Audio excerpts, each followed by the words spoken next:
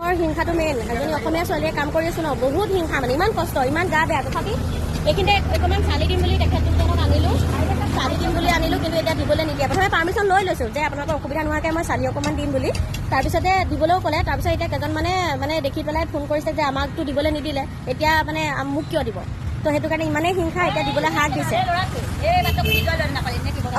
হাক দিলে এতিয়া মানে দিবলৈ নিদিয়ে মোক চালিখন বৰষুণত তিতি তিতি বেমাৰ হৈ গৈছেগৈ সেইটো নাই মানে এজনী অসমীয়া ছোৱালী হৈ মানে কাম কৰিছোঁ ইয়াত আহি পেলাই তেওঁলোকে সহায় কৰিলেও মানে এতিয়া দিগদাৰ মানে কি ক'ম আৰু মই ইমান ধুনীয়াকৈ ভাবকচোন এখন নন ষ্টপ বন্ধ হৈ থাকে সমবায় বন্ধ হৈ থাকে বন্ধ থকাৰ এই সূতালৈকে দিম বুলি ভাবিছিলোঁ তাৰপিছত এতিয়া দিবলৈ নিদিয়ে কি কৰিম আৰু উপায়টোতো নাই আমি এনেকৈ হ'লে ক'ৰবাত যাবগৈ লাগিব আৰু বহুত দুখ লাগিছে কাৰণ মানে কান্দি পেলাই ভিডিঅ'টো বনাবলৈ ইচ্ছা যোৱা নাই কিন্তু মনৰ পৰা আহি গৈছে মানে ইমান কষ্ট কৰি আছোঁ কিন্তু তাৰ মাজতো বহুতে ছাপোৰ্ট কৰি আছে মিছাটো নকওঁ ওচৰৰ মানুহখিনিয়ে ছাপোৰ্ট কৰি আছে কিন্তু তাৰ মাজতো তাতো আকৌ এনেকুৱা হয় সদায় গাড়ী ৰাখে জেগাকণত সদায় গাড়ী ৰাখক মোৰ কোনো আপত্তি নাই কাৰণ মোৰ সম্পত্তি নহয় সেয়া কিন্তু মানে কি হয় সকলোৱে জানে যে মই 5টা বজাৰ পৰা দোকানখন দিওঁ 5টা বজাত গাড়ীখন আঁতৰাই দিওঁ বুলি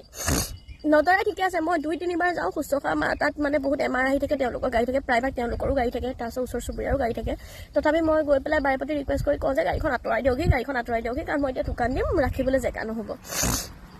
তাৰপিছত ভাল মানুহকেইজনে ধুনীয়াকৈ আঁতৰাই দিয়েহি কিন্তু সিদিনাখন কি হ'ল মাজতে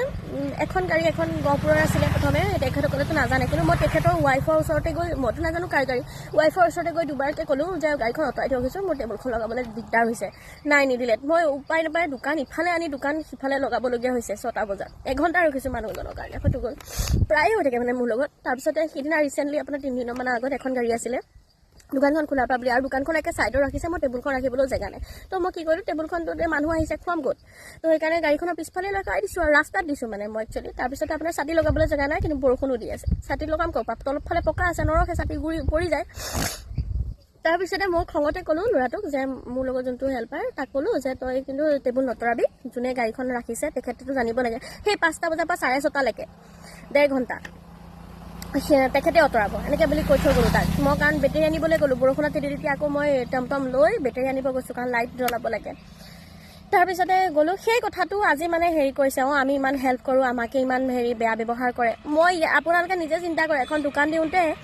মানে ইমান সহজ কথা নহয়তো ফুটপাথৰে হওক দোকানখন ইমান সহজ কথা নহয় মানে গোটেইখিনি মেনেজ কৰি থকা কাষ্টমাৰক প্ৰত্যেকটো ক্ষেত্ৰত ভাল ছাৰ্ভিচ দিব লাগিব আপুনি তেনেকৈ বহিবলৈ এতিয়া ছাতিৰ তলত নাপালে কাৰণে মানুহে অৰ্ডাৰ দিওঁ কৈছে কি বোলে বহি খাবলৈ জেগাই নাই যামগৈ দিয়া গুচি গৈছে 2-3টা কাষ্টমাৰ মোক ঘূৰি গৈছে তেতিয়া আপোনাৰ বেয়া লাগিব নে নালাগে মোক সেইটো কওক আজি মোক মানে চালিখন দিবলৈ নিদিলে কাৰণ বৰষুণৰ পৰা আমি তিতি কাম কৰি মোৰ নিজৰ মাতটোতে গম পাইছে মোৰ বেমাৰ যথেষ্ট বেমাৰ তথাপি মই বোলো দোকানখনটো নিদিলে নচলিব কেনেকৈ চলিম তো সেইকাৰণে মই দোকানখন দিবলৈ ওলাই গৈছোঁ এইটো গাত মই ভাড়া টমটমৰ ভাড়াটো বাদেই দিছোঁ হাজিৰা 1000 টকা মই বাজাই দিছোঁ এনেইতো দিবই লাগিব কাম কৰিলোঁ নকৰিলোঁ মান 2 টাকা নিছোঁ যেতিয়া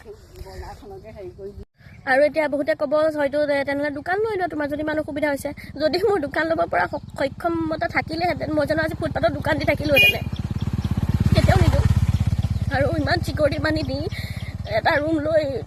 দোকান দিব পৰা মোৰ সক্ষমতা নাই মানে